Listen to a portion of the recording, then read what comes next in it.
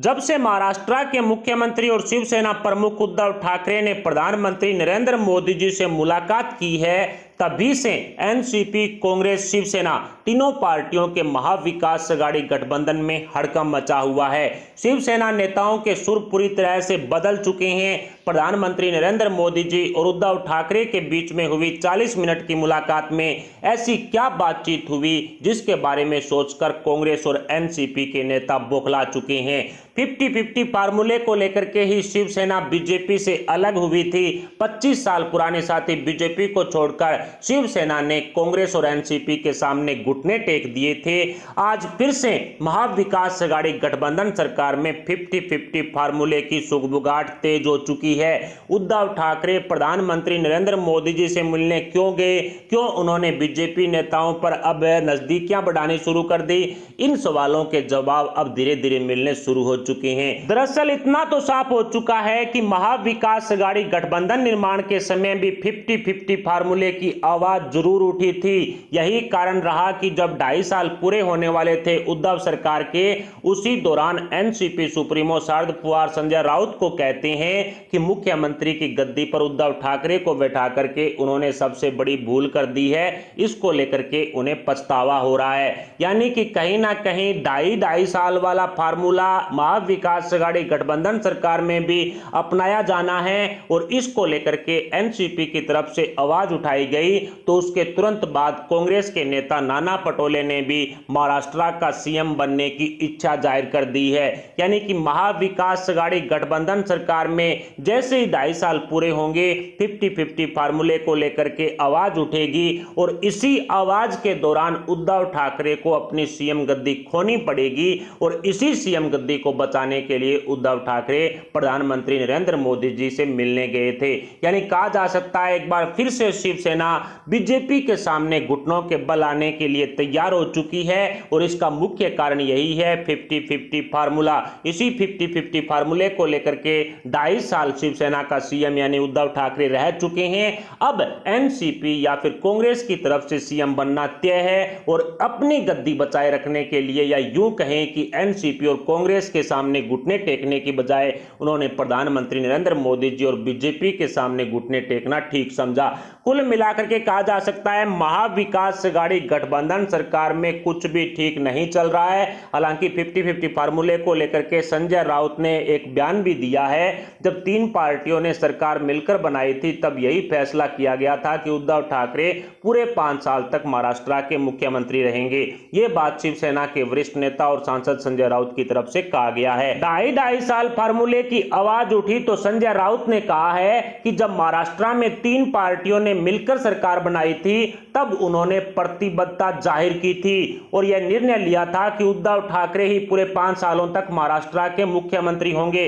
राउत ने यह भी कहा कि यदि कोई मुख्यमंत्री बदले जाने की बात कर रहा है तो यह पूरी तरह से झूठ और अफवाह है। लेकिन संजय राउत के इस बयान में कितनी सच्चाई है यह साफ दिखाई दे रही है कि पिछले दिनों ही पीएम मोदी पर प्रहार करने वाले संजय राउत किस तरह से अपने सुर बदल चुके हैं। राउत ने यह भी कहा कि 3 पार्टियों का एक साथ आना उनका विलय नहीं था, मर्जर नहीं था, बल्कि एक गठबंधन था और सभी पार्टियां अपना विस्तार करने के लिए स्वतंत्र है।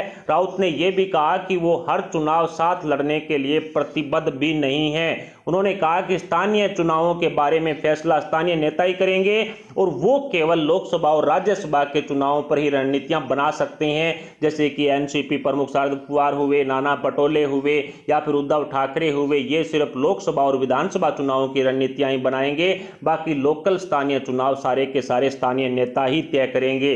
नासिक में चर्चा करते हुए संजय राउत ने कहा कि जब मुख्यमंत्री को लेकर के तीनों पार्टियों के विधायकों की चर्चा हो रही थी तब वो भी वहां पर उपस्थित थे और वे इस बात के साक्षी हैं कि सभी ने इस बात पर मुहर लगाई थी कि उद्धव ठाकरे पूरे 5 साल तक मुख्यमंत्री रहेंगे, इसलिए किसी और के मुख्यमंत्री बनने का कोई प्रश्न ही नहीं उठता है।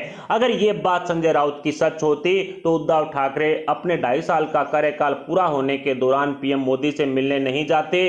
ज्ञात हो कि महाराष्ट्र प्रदेश कांग्रेस कमेटी के अध्यक्ष नाना पटोले ने कहा था कि उनकी इच्छा मुख्यमंत्री बनने की है। इस पर अपनी राय रखते हुए संजय राउत ने कहा है कि कांग्रेस में कई ऐसे नेता हैं जो मुख्यमंत्री और प्रधानमंत्री प्रधानमंत्री भी बन सकते हैं। यह राजनीतिक है और यहाँ सपने और एक तरह से बड़ी इच्छाएं रखना है वो गलत नहीं है। कुल मिलाकर के संजय राउत ने अपने बयान से पलटी मारने की कोशिश भी की। इससे पहले संजय राउत प्रधानमंत्री नरेंद्र मोदी जी की भी तारीफ कर चुके हैं। उन्होंने कहा था कि इस समय नरेंद्र मोदी ही देश और भाजपा के सबसे बड़े नेता हैं। उन्होंने ये भी कहा था कि भाजपा ने अपनी सर्वोच्च सफलता नरेंद्र मोदी जी के पिछले 7 साल के कार्यकाल के दौरान ही हासिल की है। संजय राउत का यह बयान तब आया जब महाराष्ट्र के मुख्यमंत्री उद्धव ठाकरे ने दिल्ली में प्रधानमंत्री नरेंद्र मोदी जी से 40 मिनट तक लंबी मुलाकात की व्यक्तिगत। हालांकि संजय राउत ने उद्धव ठाकरे के मुख्यमंत्री बने रहने की बात तब कही है जब मराठी दैनिक तरुण भारत ने रिपोर्ट छापी थी और उसमें बताया था कि पवार को अब पछतावा हो रहा है और उन्हें लगता है कि उद्धव ठाकरे को सीएम बनाना भारी भूल थी। रिपोर्ट में कहा गया था कि उद्धव ठाकरे द्वारा शरद पवार के फोन कॉल का जवाब भी नहीं देने के बाद एनसीपी प्रमुख ने संजय राउत के सामने इस बात को स्वीकारा था कि उन्होंने ठाकरे को महाराष्ट्र का मुख्यमंत्री बना करके बहुत बड़ी गलती कर दी है। कुल मिलाकर के कहा जा सकता है कि महाविकास अघाड़ी गठबंधन सरकार में फिलहाल कुछ भी ठीक नहीं चल रहा है।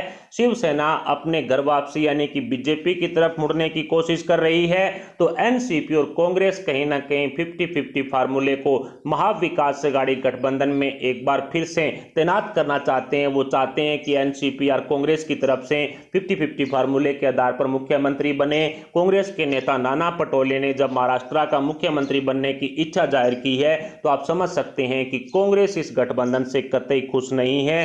कांग्रेस इस गठबंधन से बाहर निकलने के रास्ते तलाश रही है। अब शिवसेना प्रमुख उद्धव ठाकरे की सीएम कुर्सी उनके हाथों से खिसकने वाली है और हिंदुत्व की विचारधारा को छोड़कर के मुस्लिमकरण की कांग्रेस नीति को जो शिवसेना अपना चुकी थी उसको अब कहीं ना कहीं उद्धव ठाकरे सुधार करना चाहते हैं। वापिस हिंदुत्व की तरफ मुड़ने की कोशिश उद्धव ठाकरे की तरफ से की जा रही है ताकि आने वाले किसी भी चुनाव के भीतर उनको ज्यादा परेशानियों का सामना ना करना पड़े। और वैसे भी बीएमसी चुनाव को लेकर के भारतीय जनता पार्टी के सामने शिवसेना टिक नहीं पाएगी। और उद्धव ठाकरे द्वारा प्रधानमंत्री नरेंद्र मोदी जी से मुलाकात करने का दूसरा कारण भी बीएमसी चुनाव 2022 ही है ताकि कहीं ना कहीं बीजेपी और शिवसेना एक साथ आकर के चुनाव लड़ सके। दूसरी तरफ एनसीपी और शिवसेना पहले से ही एक साथ चुनाव लड़ने के लिए ऐलान कर चुके हैं, लेकिन एनसीपी सुप्रीमो शरद पवार ने जैसे ही उद्धव ठाकरे को बाला साहब ठाकरे जी की याद दिलवाई तो यह भी साफ हो गया कि एनसीपी सुप्रीमो शरद पवार को अब उद्धव ठाकरे पर कतई भरोसा नहीं है। अब शरद पवार को लग रहा है कि उद्धव ठाकरे बीजेपी के साथ जाकर के एनसीपी को तगड़ा झटका देंगे। विचारधारा से कॉम्प्रोमाइज तो लगभग कहा जा सकता है कि कांग्रेस ने भी किया था, शिवसेना ने भी किया था और एनसीपी ने भी किया था।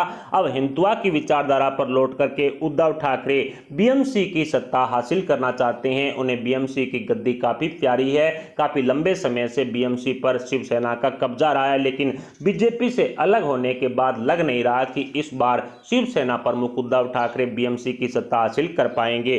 फिलहाल महाविकास अघाड़ी गठबंधन सरकार में भारतीय जनता पार्टी और शिवसेना के बीच गठबंधन होने की जो चर्चाएं तेज है उस पर आपके क्या विचार हैं? क्या इस तरह का कदम बीजेपी उठा सकती है? इस पर आप अपने विचार हमें कमेंट बॉक्स में जरूर बताएं। साथ ही वीडियो को लाइक करके हमारे चैनल को सब्सक्राइब जरूर कर लें। अभी के लिए इतना ही, मिलते हैं अगली अपडेट के साथ। तब तक के लिए जय हिंद, जय भारत।